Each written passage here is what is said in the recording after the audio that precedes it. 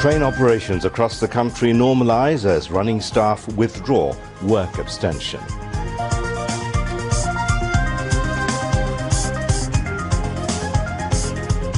Bangladesh would highly stress on stopping border shootings in forthcoming BTV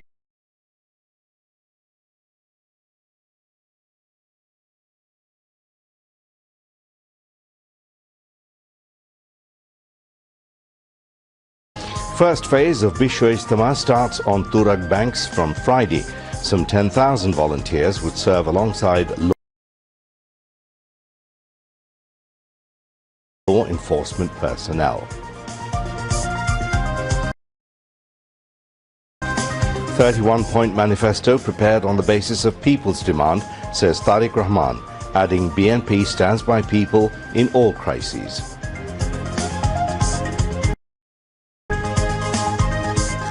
Young people would unitedly resist Awami League if it tries to occupy streets again, says Sarjis Alam.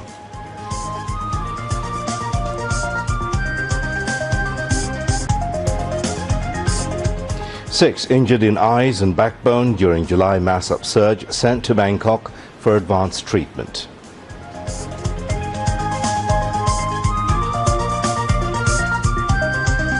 Nearly 4 lakh Palestinians returned to devastated Gaza, at least 24 injured in Israeli airstrike in Lebanon.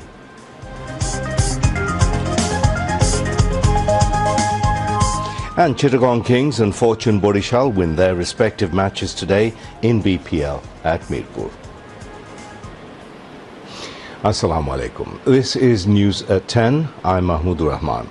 Those were the headlines. Let's move on now to the details.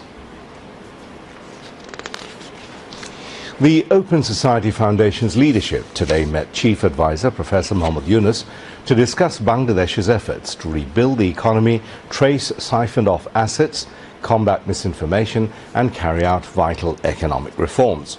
A delegation of the Open Society Foundation, headed by the chairman al-aqsa and barrister Benaifa Nauroji, called on Chief Advisor Professor Mohammad Yunus and expressed support for reforms undertaken by the interim government. During the meeting, al-aqsa commended Professor Yunus for leading the country at a critical time in its history and shepherding reforms needed to fix the country's institutions and rebuild the economy. He said the student-led mass uprising has given great opportunities to set a new course for the country. They discussed issues ranging from the July uprising, transitional justice for the victims of struggle, economic reforms, media, recovery of stolen assets, the new cybersecurity laws and how to improve them, and the Rohingya crisis. Chief Advisor Professor Yunus thanked the Open Foundation for its support. He urged the foundation to do more for spreading the news of the unprecedented student-led uprising, which has brought down a brutal dictatorship. The Chief Advisor asked the foundation to help the country in asset tracing in order to bring back some $234 billion siphoned off during Sheikh Hasina's 16-year-long rule. Professor Yunus said the interim government inherited a devastated and war-torn economy, and he sought the foundation's support in the rebuilding process. He said Bangladesh media now enjoys unprecedented freedom, but misinformation and disinformation have flooded social media.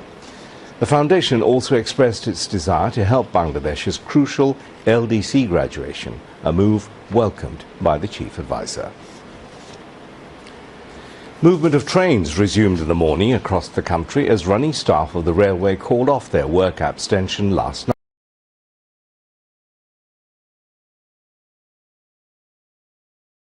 night. Every train left Komlapur rail station in the morning 1 or 2 hours late due to low number of passengers. Passengers expressed satisfaction over resumption of train services. Komlapur station manager said the train schedule will be restored soon. As many as 40 pairs of intercity trains moved from Komlapur rail station today. President Mohammad Shahabuddin urged the ambassador of Laos and high commissioners of Kenya, Zambia and Cyprus to work to increase the import of world standard products, including pharmaceuticals, ready-made garments, frozen food, ceramics and jute products from Bangladesh, and expand trade and investment in various sectors. He made the call when newly appointed non-resident ambassador of Laos and the High Commissioners of Kenya, Zambia and Cyprus presented their credentials to him at Bangladesh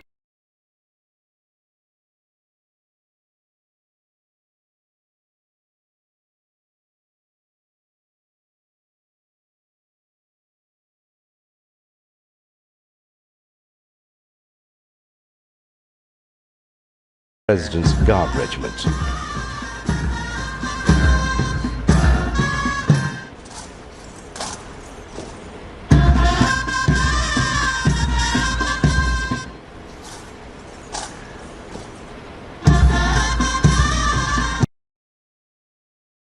Including Bangladesh are facing severe losses due to climate change. He stressed on taking joint initiatives to tackle the adverse effects of climate change. During the meeting, the new envoy sought the President's cooperation in discharging their duties. High officials of the President's office and Foreign Ministry were present. The ousted Awami League government allocated many plots to its loyals in the past 15 years in the name of their so-called positive role for the country. Rajuk is assigned to allocation of plots, but in reality, many decisions would come from fascist Sheikh Hasina's office. The former Prime Minister made these allocations by misusing her power. She allocated plots to herself, her family members, her staffers, ministers, politicians, bureaucrats, police, journalists and other professionals loyal to the Awami League government. Analysts say it was the highest manifestation of misuse of power. The BTV, in an investigation, found 1,118 such plots. The Rajuk has 3 ongoing projects in Dhaka. In the Purvachal project, the number of plots is 26,213. The Uttara Third project has 8,414 plots, and in the Jilmil project, the number of plots is 1,774. There are allegations that these plots were allocated at low prices, ignoring market value.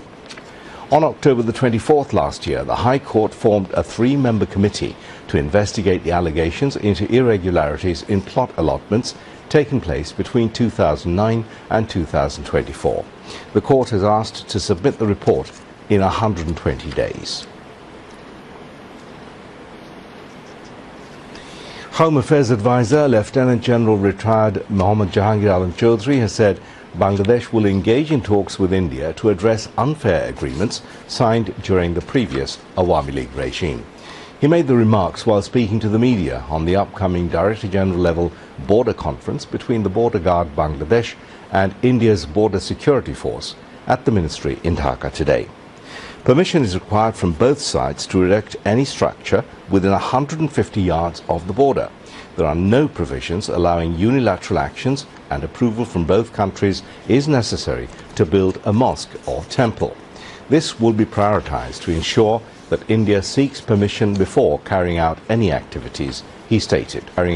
Jahangir Alam said that key issues, including the prevention of border killings by the BSF or Indian miscreants, firing on unarmed Bangladeshi citizens, and injuries along the border, will be raised at the conference. Other topics for discussion include trespassing by BSF personnel or Indian citizens, smuggling of illegal drugs, arms, ammunition and explosives, including yaba and fentanyl, into Bangladesh, the advisor added.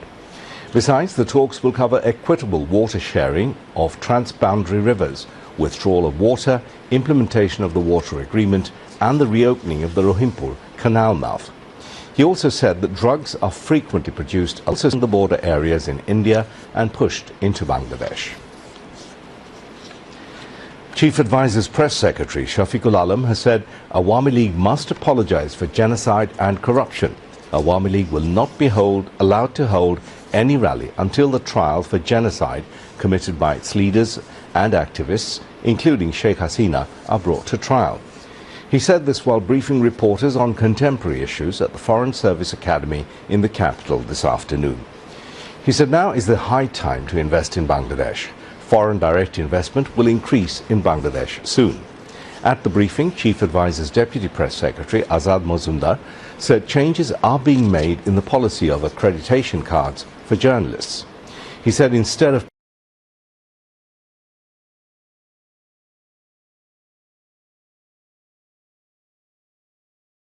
permanent and temporary cards, there will be only one type of card. Azad Mojumdar said journalists working in registered media will be given a maximum of 30% cards.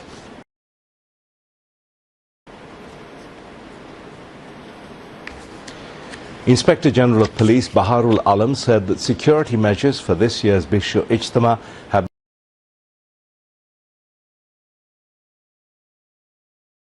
been significantly strengthened to maintain law and order. He said this to reporters after inspecting the Ijtima grounds at Tongi this morning. Higher officials of Gazipur Metropolitan Police and leaders of the Ijtima Organisation Committee were present at the time. The police chief said around 7,000 members of the law enforcement agencies will be deployed in this year's Ijtima. 10,000 volunteers will also work, he added. BNP Acting Chairman Tariq Rahman said the 31-point manifesto has been prepared on the basis of people's demand. He said this while virtually joining a training workshop titled 31-Point Public Involvement to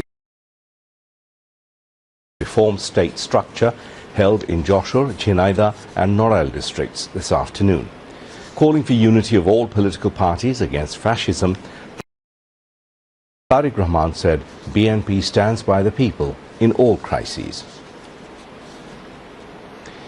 Everyone must discharge their responsibilities with sincerity and honesty so that Bangladesh's image abroad would not be tarnished.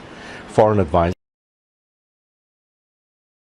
Tawhid Hussain said this while inaugurating coordinated online attestation management at Foreign Ministry today. The advisor urged all to be careful so that there remains no scope of corruption in the workplace. Speakers at the program said that Bangladesh has joined the Apostille Convention to end hassle of Bangladeshis going abroad every year. As a result, there will not be any need to re-attestate papers for Bangladeshis after going to any country. Through this program, 500 to 600 crore taka can be saved every year. Side by side, hassle can be stopped. Mohammad Jashimuddin, Foreign Secretary, Siddiq Jubair, Senior Secretary of Secondary and Higher Education Division, Sheikh Haidat Chaudhry, Information and Communication Technology Secretary, and Mohammad Mahmudul Hussain Khan, Secretary of Coordination and Reform Division of Cabinet Division, spoke on the occasion. A 4-day Parbotto Mela and Youth Festival began at Parbotto Chattogram Complex at Bailey Road in Dhaka today. Information and Broadcasting Advisor Muhammad Nahid Islam inaugurated the Mela. The fair, organised by the Ministry of Chattogram Hill Tracts Affairs, will remain open for people from 9 a.m. to 10 p.m. until February the 1st. Among others, Energy Advisor Muhammad Fawzul Kabir Khan, CHT Affairs Advisor Shupradip Chakma, Foreign Affairs Advisor Tawhid Hussain and CHT Affairs Secretary Dr. Rashida Ferdos were present. The speakers opined that through this fair, people of the world would be able to know more about education, culture and biodiversity of the CHT region. 6 sports celebrities from CHT region received accolades in the event. 97 stalls were set up to welcome visitors with agricultural products, traditional clothes, tribal handicrafts and jewellery. Chief Organizer of the Jatiyo Nagorik Committee and one of the central coordinators of the anti-discrimination student movement, Sarjis Alam, said if the killer Hasina and her party Awami League give a new program, the youth will take to the streets again.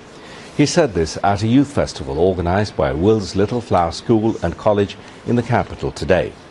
Presided over by acting principal of the college, A.N.M. Shamsul Alam Khan, the function was addressed among others by Farhan Fayaz's father, Shahidul Islam Bhuiya, and guardian representative Muhammad Zakir Hussain.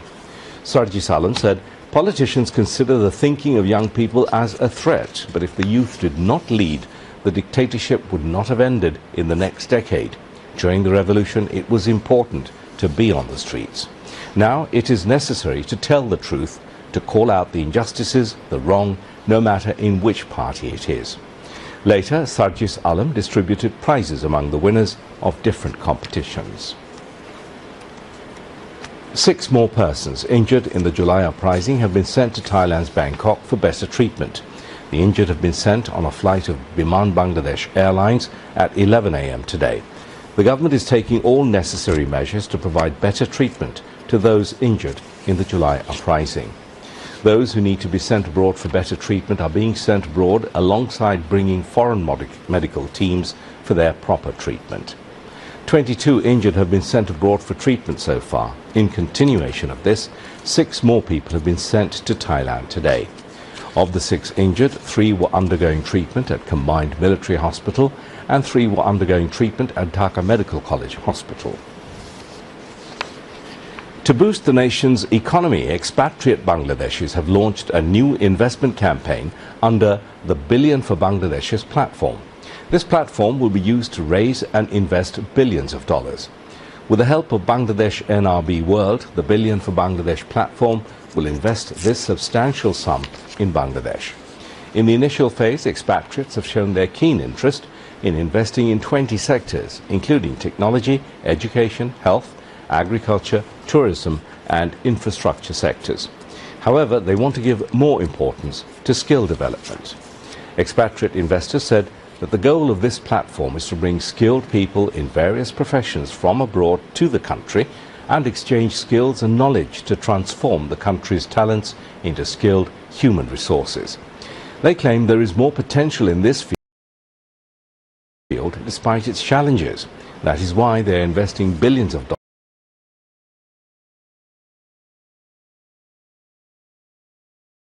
dollars and expecting trillions of dollars in return. Expatriates also said that the profit received against this investment will also be invested in Bangladesh as a result. Bangladesh country through Bangladesh Investment Development Authority and Bangladesh Bank.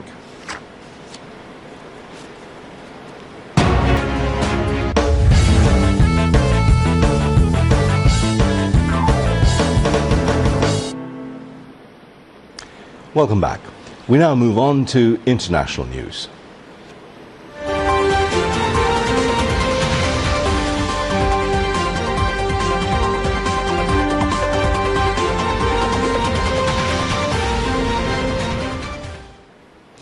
The UN's humanitarian agency OCHA said more than 376,000 Palestinians have returned to decimated northern Gaza since Monday.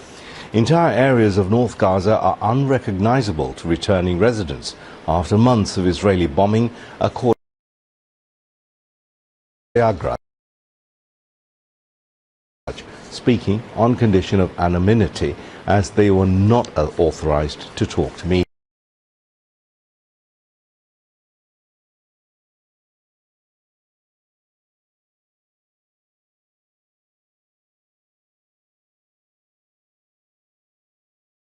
Through the area carrying stretchers bearing the bodies of victims draped with thick blankets. Dozens of relatives were anxiously waiting for news outside a large tent serving as a purpose-built hospital for the festival around 1 kilometer from the accident. Wednesday marks one of the holiest days in the festival when saffron-clad holy men were due to lead millions into a procession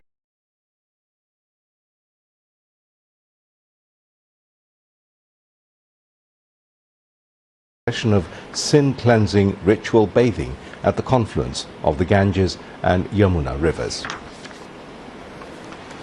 Israeli Prime Minister Benjamin Netanyahu will meet with President Donald Trump at the White House on February the 4th, the two governments said on Tuesday. The meeting is set to take place amid a fragile 6-week ceasefire that has brought a temporary pause to 15 months of fighting between Israel and militant group Hamas in Gaza, reports Reuters. Trump told reporters aboard Air Force One on Monday he wants Egypt to take in Palestinians from the enclave, where much of the population has been displaced by Israel's military onslaught. Trump, over the weekend, suggested Egypt and Jordan should take in Palestinians from Gaza. The two countries and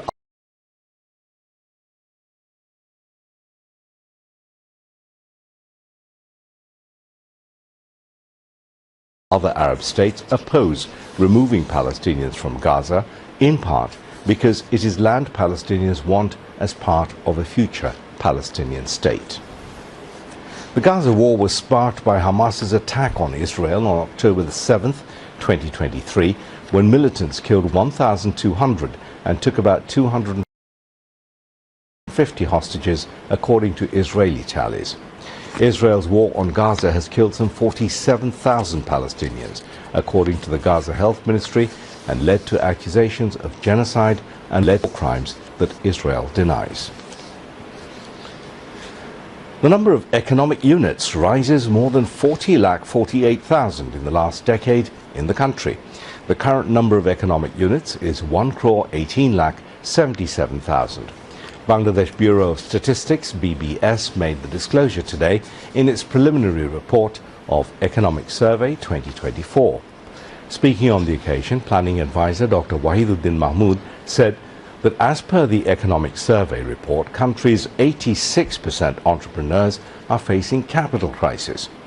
He emphasized on formulating future policy and plan incorporating means to overcome the capital crisis. BBS Director General Mohammad Mizanur Rahman presided over the program. Dr. K.A.S. Murshid, President of Economic Strategy, Refixing for Discrimination-Free Sustainable Development and Necessary Task Force, and Mohammad Mahbub Hussain, Statistics and Information Management Division Secretary, also spoke. On now to the weather.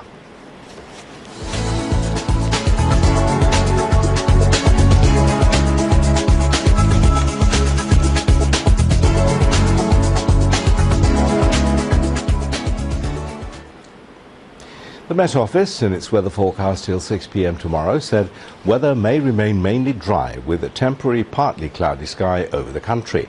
Light to moderate fog may occur at places over the country during late night to morning. Night and day temperature may rise slightly over the country. The country's lowest temperature was recorded today at 10 degrees Celsius at Tetulia in Panchgor, and capital Dhaka's lowest temperature was recorded at 15 degrees. Now, sports news.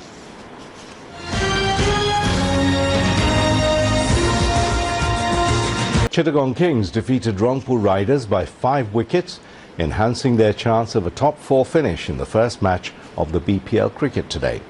Bowling first, Chittagong Kings restricted Rangpur to a paltry 143 runs and cruised to victory in 17 overs and 4 balls, with Pakistani Haider Ali blasting a sensational unbeaten 48 off only 18 deliveries. Kings pacer Khalid Ahmed grabbed 2 wickets, conceding 44 runs, helping his team chase a modest target. Opener Parvez Hussain Imon laid the foundation with a 43-ball 41 at the top, and Haider Ali finished the mission. His consecutive 4 sixes of Akif Jabit was a double delight for the winners. Haider Ali was adjudged man of the match. Meanwhile, Fortune Borishal beat Dhaka Capitals by 9 wickets in the second match of the day. Batting first, Dhaka Capitals were all out for just 73 in 15 overs and 3 balls. With this defeat, Dhaka Capitals are ruled out of the tournament, along with Sylhet Strikers.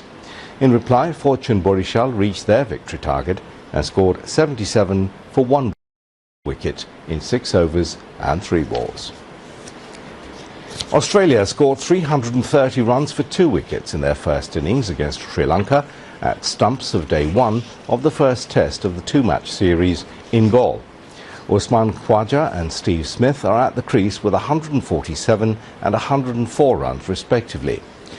Earlier, the Aussies won the toss and decided to bat first. Travis Head scored 57 and Marnus Labuschagne scored 20 for Australia. Football lovers across the globe will be witnessing the thrill of football as match day 8 of UEFA Champions League puts all the big clubs in the field tonight. 18 matches across Europe promise an exciting brand of football.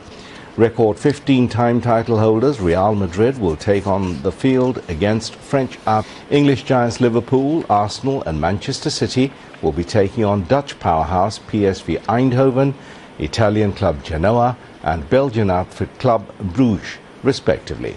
The 2 Italian powerhouses, AC Milan and Inter Milan, will be tested by Dinamo Zagreb and Monaco.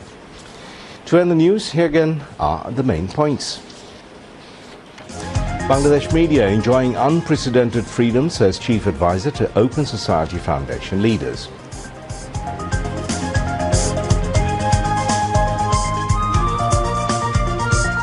Train operations across the country normalise as running staff withdraw work abstention.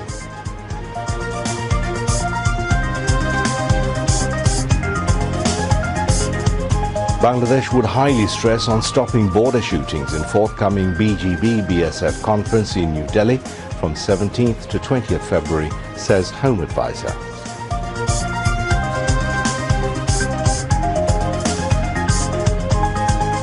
First phase of Bishwa Ijtema starts on Turak banks from Friday. Some 10,000 volunteers would serve alongside law enforcement personnel.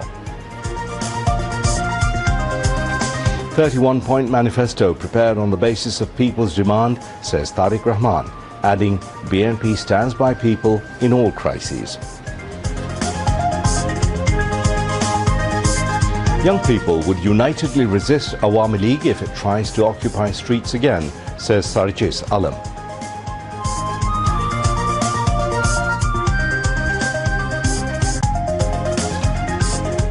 6 injured in eyes and backbone during July mass upsurge, sent to Bangkok for advanced treatment.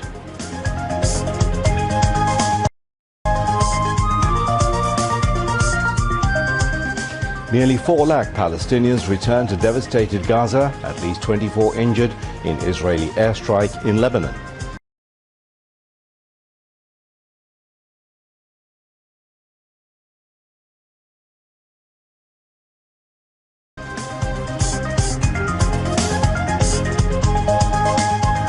And Chittagong Kings and Fortune Borichal win their respective matches today in BPL at Midpur. That's all from the newsroom for now. Thank you for being with us. If you can, please do join us for our next bulletin, which is at midnight in Bangla. Until then, Allah Hafiz.